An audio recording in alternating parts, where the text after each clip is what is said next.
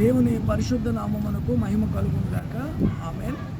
తోటి సహోదరి సహోదరులందరికీ యేసుక్రీస్తు నామములో శుభాలు, మా హృదయపూర్వకమైన వందనాలు తెలియపరచుకుంటాం. ఒకప్పుడు యోర్దాను నదిని 2 పాయలుగా చీల్చివేసి 6 నెలల మీద జనులు వెళ్ళినట్లుగా మనం చూస్తాము. అనేక కార్యాలు దేవుడు సృష్టిలో కనబడుతూ ఉంటాయి. అదే కాక మోషే ఎర్ర సముద్రమును దాటడానికి వెళ్ళినప్పుడు తన కర్ర ఎత్తగా మోషే 2 పాయలుగా ఆ సముద్రాన్ని 2 పాయలుగా చేసినట్లుగా మనం చూస్తాం. మరి దేవుని సృష్టిలో గొప్ప కార్యాలు ఎన్నో చేసి ఉన్నారు. అలాగే ఇప్పుడు చూస్తున్నాం ఈ గోదావరి లేదా ఈ సముద్రాలు లేదా ఈ ప్రాంతాలను మనం చూస్తున్నాం. ఇదంతా దేవుని సృష్టిది, దేవుడు కలుగు చేస్తున్న సృష్టి. ఆకాశము, భూమి, సమస్తము, జలములు సమస్తము దేవుని సృష్టి. ఇంత సృష్టిని అనుభవిస్తూ దేవుడు ఇచ్చినవన్నీ తింటూ తాగుతూ చక్కగా అనుభవిస్తూ ఉన్నారు, కానీ దేవుని మాత్రం నమ్మడం లేదు. యేసుక్రీస్తు ప్రభు ఈ లోకానికి ఒక మార్గం చూపించాడు, దారి చూపించాడు. ఆయన సత్యంగా ఉన్నాడు. ఈ లోకంలో బ్రతికేది 70-80 సంవత్సరాల జీవితం. ఈ 70-80 సంవత్సరాల జీవితం అయిన తర్వాత పరలోక రాజ్యం ఉంది.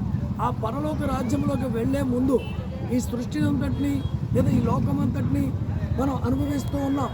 ఈ అనుభవించిన దానికి సమస్తము కూడా దేవుడు ఇచ్చింది అనుభవిస్తూ తుది శ్వాస వరకు ఆయన ఆరాధించుకుంటూ ముందుకు సాగాలని మీకు ఈ మాటలు తెలియపరుస్తున్నాం.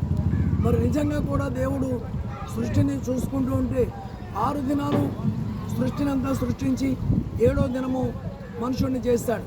మనుషుడిని చేసినప్పుడు ఎలా చేశాడు? తన పోలికి చొప్పున తన రూపములో చేసుకున్నాడు. అయితే మనిషిని మట్టితో చేశాడు.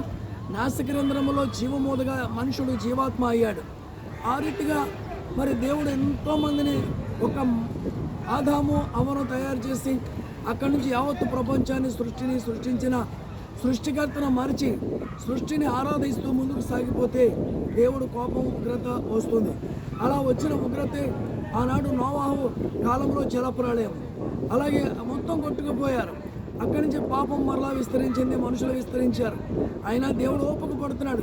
ఇంత సృష్టిని ఇచ్చాను, ఇన్ని ఇచ్చాను, అన్నీ ఇచ్చాను, వీళ్ళు అనుభవించి నన్ను మర్చిపోయారని దేవుడే బాధపడుతున్నాడు. అందుకే యెషయా గ్రంథంలో అంటాడు, ఇదిగో నేను పిల్లల్ని కని పెద్దవాళ్ళని చేస్తాను, వారు నా మీద తిరగబడుతున్నారు అని మాట్లాడుతూ వస్తాడు. అలా కాకుండా మనం అందరం కూడా దేవుని సృష్టిని అనుభవిస్తూ దేవుని ఇచ్చినవన్నీ తింటూ ఉన్నాము కనుక దేవుణ్ణి ఆరాధించుకోవాలి, ముందుకు సాగాలి. అలాగే మనుషులు విననప్పుడు సొదొమ గొమొర్రా పట్టణమును కూడా నాశనం చేశాడు. ఆ ప్రాంతం కూడా నాశనం అయిపోయింది.